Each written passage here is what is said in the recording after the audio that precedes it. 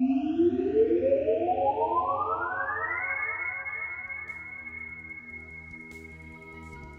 again! Today, and the next few episodes devoted to Saorsa stuff specifically, we're going to be talking about the origin of the planet Saorsa and its sister world, Saorsa. Technically, those should be pronounced Saorsa and Sheridan, if we go by the original Gaelic terms, Scottish and Irish respectively. But the issue is that the game is meant for an English-speaking community, primarily in North America, and people are going to pronounce these how they read them on the cover.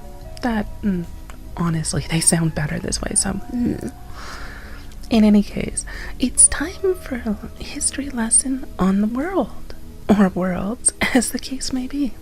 Let's start off this series with Saorsa itself, and the Omnicidal War. So, first off, Saorsa wasn't always known as Saorsa. This is actually a fairly recent development, so we have to go back a few hundred years to get an idea of how we came to this point. Originally, Saorsa was the homeworld of the dragons, as in all dragons. Within the history of the multiverse that Saorsa is part of, the very first dragons originally evolved upon Saorsa, and then branched out into other worlds through various means. Magic, technology, wormholes, tears between realities, you name it. Every dragon you meet or see in any game, book, or movie had their original initial origin of their species began upon Saorsa itself, somewhere in the very distant past. Now, the thing about dragons is that a fully grown adult dragon is about on par with a demigod at the very least. They're considered to be ascended beings, and as such, they kinda look down on most other species. Can't possibly imagine why. Admittedly, since dragons have grown so prolific within the various universes they've spread to, not every dragon is a fearsome creature of near unimaginable intelligence and raw power, as we've seen such things rise as fairy dragons, pocket dragons, even a lot of dragons which are a little more than mindless beasts. Still, the fact of the matter is that most dragons are pretty intimidating, even at the lower end of the scale. At the higher end of the scale, well, that's where things get interesting. If a deity is godlike to mere mortals, then what's a dragon deity going to be like compared to dragons? Yeah, that's kind of an unfair comparison. The dragon deities kinda snubbed their collective snouts at the other deities, just as dragons do the other species. Which was fine, until a few of the dragon deities started caring so little for the other deities out there that they started killing them for minor transgressions, much as one would swat an irritating fly.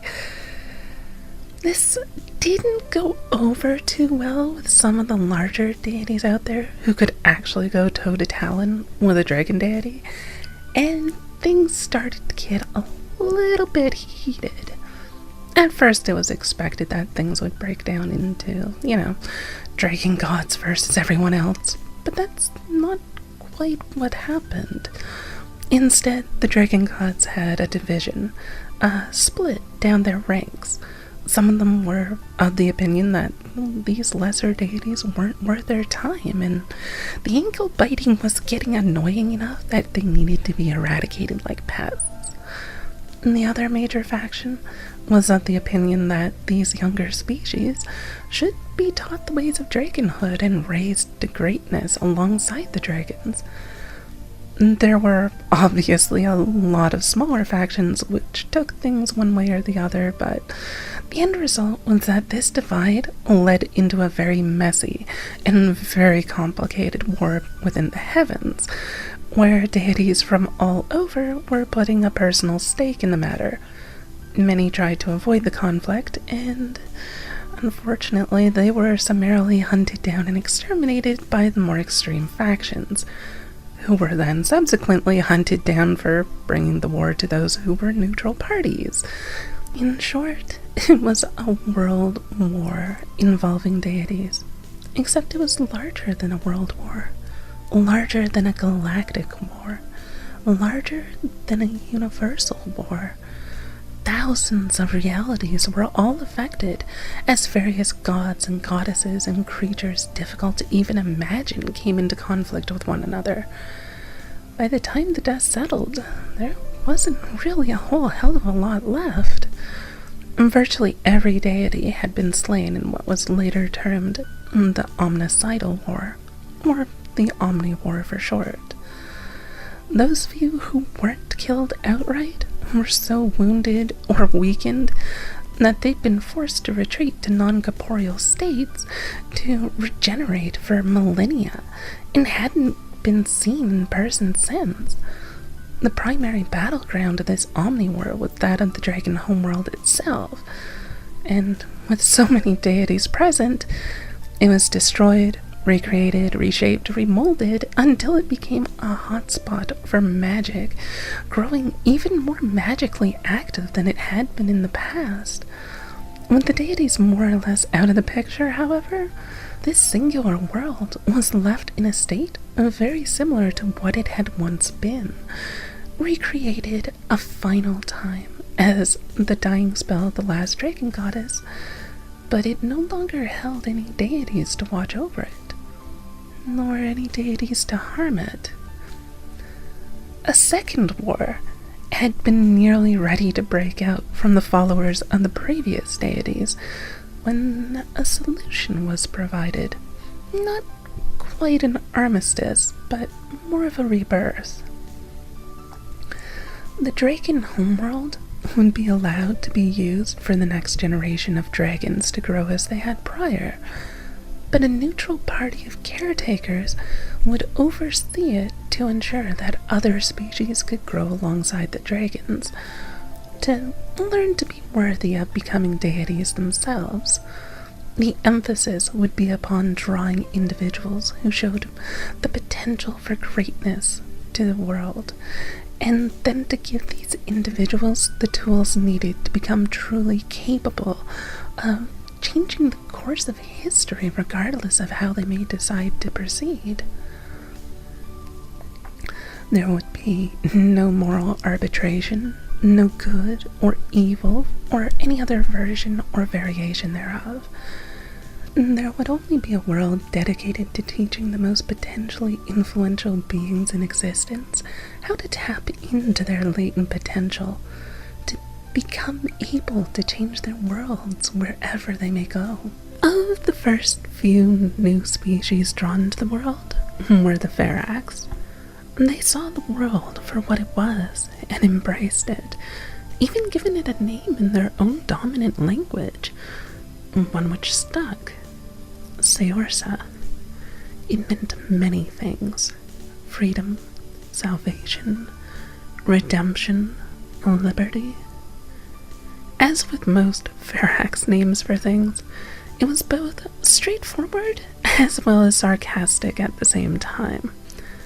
A world where one has no freedom, yet learns to be free, where one must seek salvation and be redeemed in the eyes of the warden, yet held to their own individual standards, where the value of liberty is taught by having it stripped away. It was a fitting name, and one that persists to this day.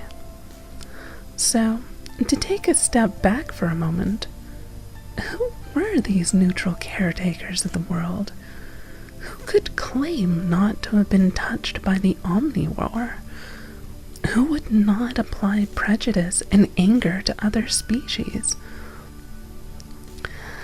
The Æserians were those to step forward, both with the plan and the population to bring it to fruition.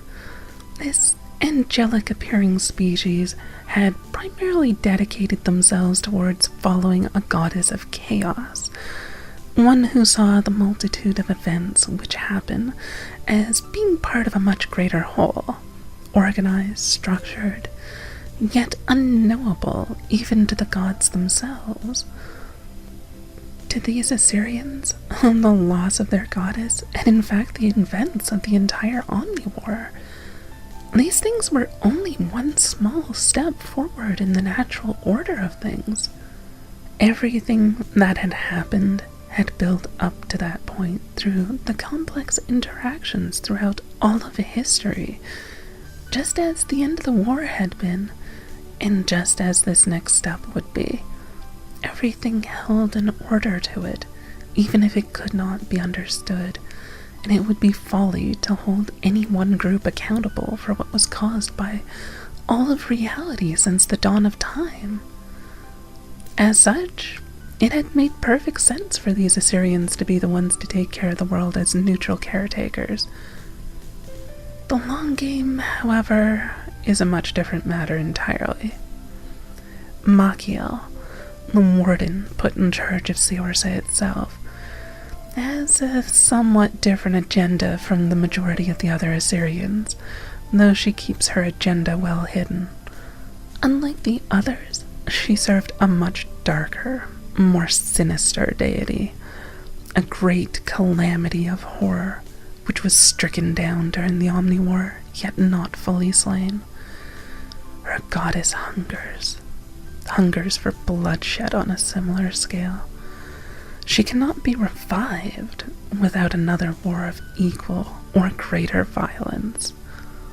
And so, Machiel plans to feed her goddess. How?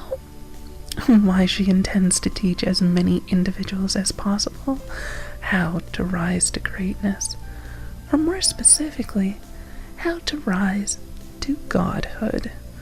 Within her machinations, she plots to grow legions of deities to ensure they're as varied and diverse in opinion and nature as possible, for she knows there will eventually be a tipping point where they descend again into madness and slaughter one another when those inconsistent values clash. So yes, she follows the same methodology as the other Æserians, though her end goals are much, much different. Whether the player characters discover this and end her plans or not, that's another story for another time, one which you'll hopefully get to see firsthand. Next time, 4 weeks from now, we'll be covering Saorsa, the Dirac Sea, and the Druids, and how they came to be wrapped up in this whole tale. So with that, I'm out. I'll see you next time.